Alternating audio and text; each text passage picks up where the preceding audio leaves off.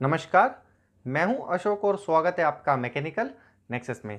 आज के लेक्चर में हम बात करेंगे वेल्डिंग टेक्निक किसे कहते हैं और वेल्डिंग टेक्निक में लेफ्टवर्ड वेल्डिंग और राइटवर्ड वेल्डिंग में मेनली क्या डिफरेंस है। तो चलिए शुरू करते हैं। देखिए, हमारा वेल्डिंग टॉर्च या फिर जिसे ब्लो पाइप भी कहते हैं उसको परफेक्टली एक एंगल से पकड़ना, फिलर रोड को भी एक परफेक्टली एंगल से पकड़ते हुए वेल्डिंग को करना और हमारा वेल्ड मेटल है उसको आगे बढ़ाना, ये सारी टेक्निक हमारी वेल्डिंग टेक्निक कहलाती हैं। इसमें अब हम बात करेंगे लेफ्टवर्ड वेल्डिंग और राइटवर्ड वेल्डिंग को तीन बेसिक पैरामीटर के बेस पर, एक डायरेक्शन के बेस पर, दूसरा एंगल के बेस पर और तीसरा है पैटर्न के बेस पर। तो स्टार्ट करते हैं। पहले बात कर लेते हैं। देखिए, लेफ्टवर्ड वेल्डिंग को फॉरवर्ड वेल्डिंग के नाम से भी जाना जाता है और फोरहैंड वेल्डिंग के नाम से भी जाना जाता है। हिंदी में इसको वामवर्ती वेल्डिंग कहते हैं और राइटवर्ड वेल्डिंग को बैकवर्ड वेल्डिंग या बैकहैंड वेल्डिंग के नाम से जाना जाता है। हिंदी में इसको दक्षिणवर्ती वेल्डिंग कहते हैं। एंगल की बात की जाए और डायरेक्शन की भी बात की जाए तो देखिए, डायरेक्शन से स्टार्ट करते हैं।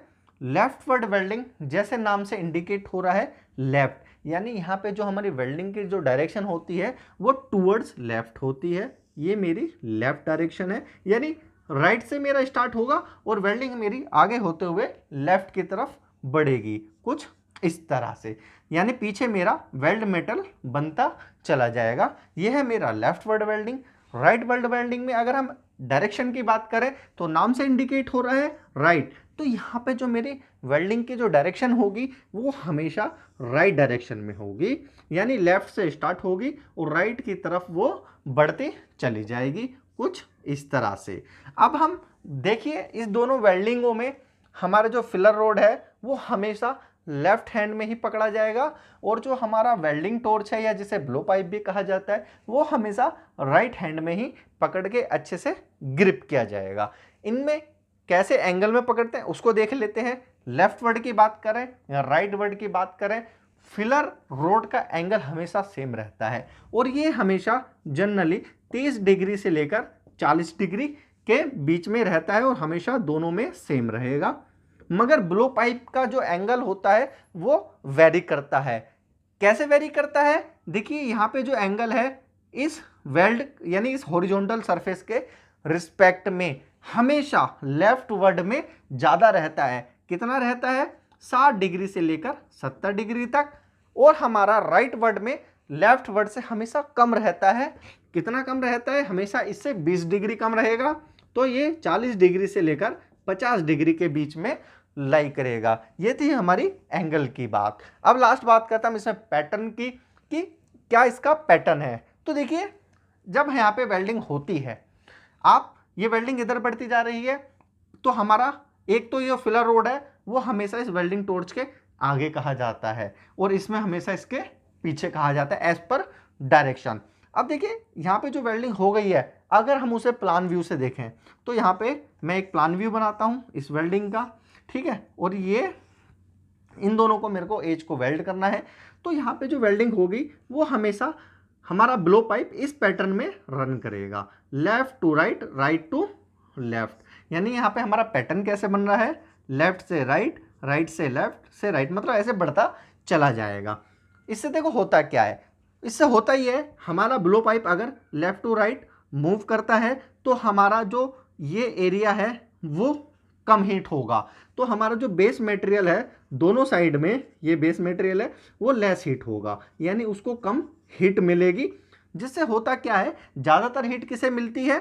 यहाँ पे सेंटर में जो मेरा फिलर रोड है इसको मिलती है और फिलर रोड हमेशा स्ट्रेट ऊपर और नीचे मूव करेगा। तो यहाँ पे मेरा फिलर मटेरियल कंज्यूम होके इन दोनों गैपों के बीच में भर जाता है और हमारा वेल्ड परफॉर्म हो जाता है। थिकनेस की बात की जाए तो देखिए, इसमें जो हम थिकनेस यूज़ करते हैं लेफ्टवर्ड वेल्डिंग में शीट्स में वो हमारी 5 mm तक होती है, यानी 1 mm से लेके 5 mm तक की जो शीट्स हैं उसको वेल्ड किया जाता है। जॉब को समझ लेते हैं कि किस एंगल में जॉब करेंगे, क्योंकि यहाँ पे शीट बहुत पतली होती है इसलिए हम कोशिश करते हैं उनको फ्लैंज बट कर दें, यानी ये इसका जो शीट का जो एंड होते हैं उसको थोड़ा सा फ्लैंज शेप में मोड़कर यहाँ वेल्ड कर दिया जाता है, या फिर इसको डायरेक्टली स्क्वायर शेप में ही इस तरह से स्क्वायर शेप में ही बट वेल्ड कर दिया जाता है। ये गैप प्रोवाइड किया भी जा सकता है और नहीं भी थिकनेस के ऊपर वेरी करता है। अब हम बात करते हैं राइट बट वेल्डिंग में पैटर्न की। तो देखिए राइट बट वेल्डिंग में जो हमारा फिलर रोड होता है ये मूव करता है और जो ब्लो पाइप होता है वो हमेशा स्ट्रेट मोशन करता है। तो अगर मैं यहाँ पे फिलर रोड की बात करूं तो फिलर रोड हमारा कैसे मूव करता है, ये कुछ हमारा सर्कुलर मोशन प्रोवाइड करता है। देखिए मैं ड्रॉ करके दिखाता हूं। ये दोनों एज को मेरे को अगर वेल्ड करना है तो मेरा ब्लो पाइप तो सीधा ही ऊपर और नीचे की तरफ मूव करेगा, मगर मेरा जो फिलर मटेरियल है ये हमेशा सर्कुलर मोशन करेगा। इससे क्या होता है, इससे ये होता है ये जो हीट है इस फिलर पे तो कम पड़ती है मगर यहाँ पर ज़्यादा पड़ती है, हमारे बेस मटेरियल पे मैक्सिमम हीट पड़ेगी।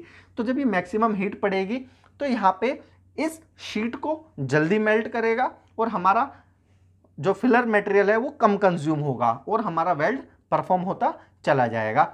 यहाँ पर इसलिए शीट की जो थिकनेस होती है वो ग्रेटर देन 5 होती है, यानी हमारा 5 mm से जितने भी ज़्यादा की शीट की थिकनेस है वहाँ पे हम राइट बट वेल्डिंग का यूज़ करते हैं।